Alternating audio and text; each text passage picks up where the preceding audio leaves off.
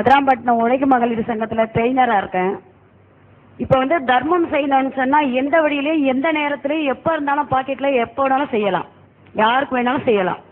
அதை குறிப்பிட்டு ஒரு நாளில் மட்டும் ரம்ஜான் சீசனில் மட்டும்தான் நீங்கள் இஸ்லாம்காரங்களுக்கு என்னமோ இந்த சக்காத்துன்றத மாதிரி ஒதுக்குறீங்க.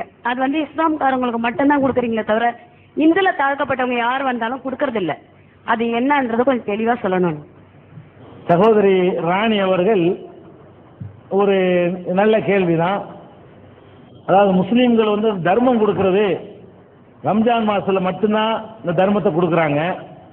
அந்த கொடுக்குற தர்மத்தையும் முஸ்லீம் அல்லாத மக்களுக்கு கொடுக்க மாட்டேங்கிறாங்க. முஸ்லீம்களுக்கு மட்டும்தான் ஜக்காத்துங்கிற பேர்ல கொடுக்குறாங்க. இது என்ன நியாயம்? இது நல்ல கேள்வி. இந்த சமூக நல்லிணக்கத்துக்கு பொருத்தமான ஒரு நல்ல ஒரு கேள்வியை கேட்டுக்கிறாங்க, தேவையான கேள்வி. இதுல முதல்ல விளங்கிக்கணும், ஜக்காத்துன்னு சொல்றோம்ல, இஸ்லாத்துல ஜக்காத்துன்னு ஒரு கடமை இருக்குது. ஆனா இந்த ரம்ஜான்ல இவங்க கொடுக்குற நாலனா எத்தனை இருக்கு, இது அல்ல ஜக்காத். முதல்ல விளங்கிக்கணும், ஜக்காத்துங்கிற இஸ்லாம் சொல்லக்கூடிய தர்மம் இது அல்ல.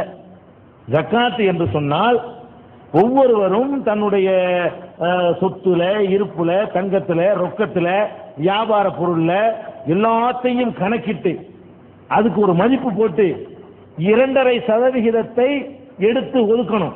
2.5%, அந்த 2.40 என்ற வீதத்தில் ஆண்டுதோறும் கட்டாயமாக கொடுக்க வேண்டிய தொகைக்கு பேர் தான் ஜக்காத். ஜக்காத்துங்கிறாங்களே, இந்த 4 8 மாற்றி வச்சுக்கிட்டு கொடுக்கறதுக்கு பேர் அல்ல ஜக்காத்துங்கிறது.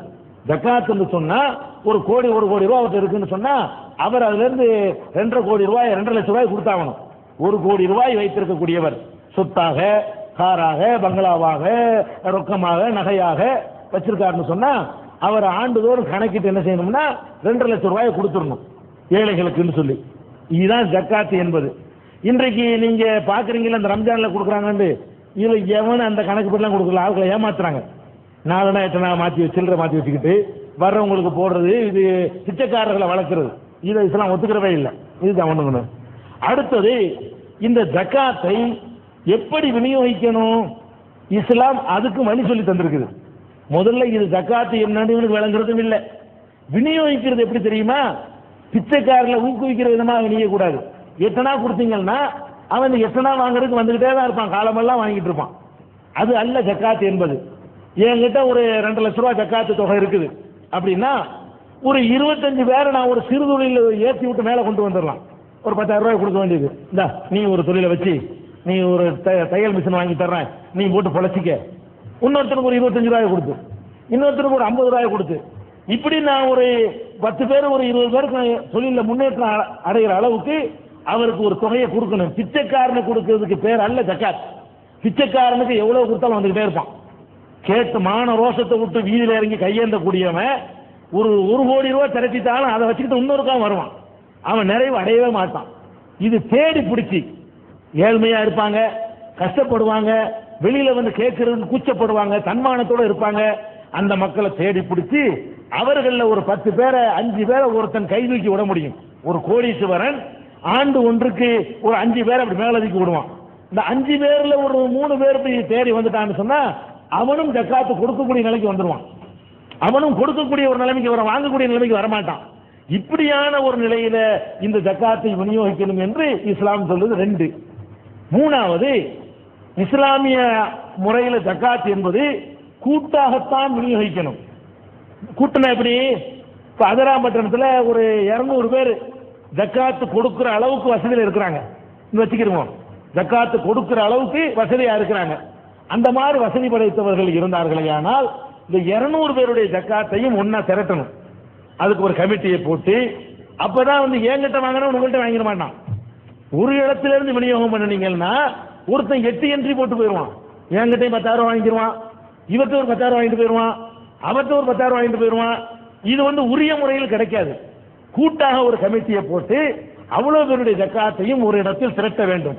திரட்டி வைத்தால் அது ஒரு 5-6 கோடி ரூபாய் தேரும் வருஷத்துக்கு. அதிராம்பட்டினத்தில் மாத்திரம் ஒழுங்கா கொடுத்தார்களே ஆனால், ஒழுங்கா கணக்கு பண்ணி கொடுத்தார்களே ஆனால் அதிராம்பட்டினத்தில் ஒரு 5-6 கோடி ரூபாய் ஜக்காத்து தேரும். முத்துப்பேட்டையில் ஒரு 2 கோடி ரூபாயாச்சும் ஜக்காத்து தேரும். அதை வைத்துக்கொண்டு அங்க யாரெல்லாம் கீழே இருக்கிறான், கடனாளி இருக்கான், ரொம்ப கஷ்டப்படுறவன் இருக்கான்னு சொல்லி கணக்கெடுத்து அதுல ஒரு 20 பேர் அப்படி மேல தூக்கி விட்டுட்டு அடுத்த வருஷம் வேற ஒரு 20 பேரை தூக்கி விட்டீங்கன்னா அதுதான் இஸ்லாம் சொல்லக்கூடிய புரட்சிகரமான ஒரு பொருளாதார திட்டம். இது கூட்டாவும் செய்யணும். இது என்னன்னு கேட்டா ஜக்காத்துனாலும் இவனுக்கு கலங்க மாட்டேங்குது. பிச்சை கொடுக்குறேன்னு நினைச்சுக்கிட்டு இருக்கிறான். இன்னும் ரம்ஜான்ல 4 போட்டா கடமை நிறைவேறிச்சுங்கிறான். ஜக்காத்தை நிறைவேற்றக்கூடியவர்கள் உங்க மாவட்டத்தில் ஒழுங்கா நிறைவேற்றணும் எனக்கு தெரிஞ்சு யாரும் இல்லை இந்த கூட்டு முறையில். அதே நேரத்தில் வேலூர் மாவட்டத்தில் போங்க, வேர்நாம்பட்டில், வேலூர்ல கூட்டாக, அதாவது யாரெல்லாம் ஒத்துக்கிறானோ 40-50 பேர் சேர்ந்து ஒரு 10-20 லட்சம் ரூபாயாவது திரட்டி ஒரு 4-5 பேர் முன்னேற்றம் பண்ணிட்டு இருக்கிறாங்க. மெட்ராஸ்ல இப்படி சில ஊர்களில் இந்த கூட்டான முறையில் ஜக்காத் என்ற விநியோகத்தின் மூலமாக கீழ்மட்டத்தில் இருக்கிற ஒரு 2 பேரையோ 4 பேரையும் மேல தூக்கி விடுறாங்க. இதுதான். அதனால எங்க ஆளுக்கு செய்யற இந்த 4,000 கொடுக்கறது அது முஸ்லீமுக்கு தான் கொடுப்பேன், முஸ்லீம் அல்லாதவனுக்கு கொடுக்க மாட்டேன், இதெல்லாம் இவனுக்கு ஜக்காத்து விளங்கல. அப்படி நடக்கிறதா எனக்கு தெரியல. எல்லாத்தையும் தான் கொடுக்குறாங்கன்னு நினைக்கிறேன். யார் வந்தாலும் கொடுக்குறதா தான் நான் நினைக்கிறேன். அப்படி நீங்க எந்த வீட்டில் பார்த்தீங்கன்னு தெரியல. அப்படி கொடுத்தாங்கன்னா தப்பு. தர்மங்கள் கொடுக்கறது இருக்குது, அது 4,000 மாற்றி வச்சு கொடுக்கறதுல கூட இது உனக்கு தான் தரும் உனக்கு தான் தரமாட்டேன்ட்டு எங்கேயும் நாங்கள் அதிராமட்டத்தில் நடக்கிறீங்களாமா அப்படி கொடுப்பாங்களா? அவங்க அதிராமட்டத்தை சேர்ந்தவங்க தான் சொல்றாங்க, எங்க பார்த்தாங்கன்னு தெரியல. ஆனா முஸ்லீம்கள் தான் ரம்ஜான்ல போய் கேட்க போறாங்க நிறைய. அதனால அவங்க இப்படி நினைச்சிருக்கலாம். முஸ்லீம் அல்லாத ஒருத்தர் எங்க விரட்டினாங்கன்னு எனக்கு தெரியும். நான் தெரிஞ்சு அப்படி விரட்டினதா இல்லை. எனக்கு தெரிஞ்சு யாரெல்லாம் நிற்கிறாங்களோ எல்லாத்துக்கும் வாசல்ல வர்றவங்களுக்கு எல்லாம் கொடுப்பாங்க. எங்க வீட்டில் நாங்கள் ஜக்காத்துனா என்னென்னு வழங்காத காலத்தில் நாங்கெல்லாம் கொடுப்போம். யாரெல்லாம் பார்க்க மாட்டோம். வாசல்ல வர்றவங்களுக்குலாம் 50 காசு எடுத்து போட்டு விட்டுருவோம். யாருன்னு பார்க்க மாட்டோம். அது ஜக்காத் இல்லைன்னா விளங்கிக்கிறங்க. அப்படி பாரபட்சம் காட்டப்படுவதாக சொல்லுவது ஒரு தவறாகத்தான் எனக்கு தெரியுது. இதை 1-2 இடத்துல அப்படி விளங்காத ஆளுங்க இருந்திருக்கலாம். ஆனால் அதுக்கு உள்ள விட ஜக்காத்துக்கு ஒரு பெரிய புரட்சிகரமான ஒரு பொருளாதார திட்டம்ங்க. இஸ்லாமிய ஆட்சி இருந்தா கம்பல்சரி அந்த ஜக்காத்தை கலெக்ட் பண்ணிடுவோம். இஸ்லாமிய ஆட்சி நடக்குமே ஆனால் கேட்டுலாம் வாங்குறது இல்லை, கணக்கு பண்ணி எல்லாத்தையும் எடுத்துன்னு சொல்லி இஸ்லாம் சொல்லுது. கவர்மெண்ட் இருக்குமே ஆனால் ஜக்காத்தை போய் வாங்குன்னு சொல்லல, எடு 2% கம்பல்சரியா பணக்காரன் பறிச்சு ஆகணும்னு சொல்லி இஸ்லாம் பறித்து அதை ஏழைகளுக்கு விநியோகம் பண்ணு அப்படி சொல்லக்கூடிய மார்க்கம் இஸ்லாமிய மார்க்கம்.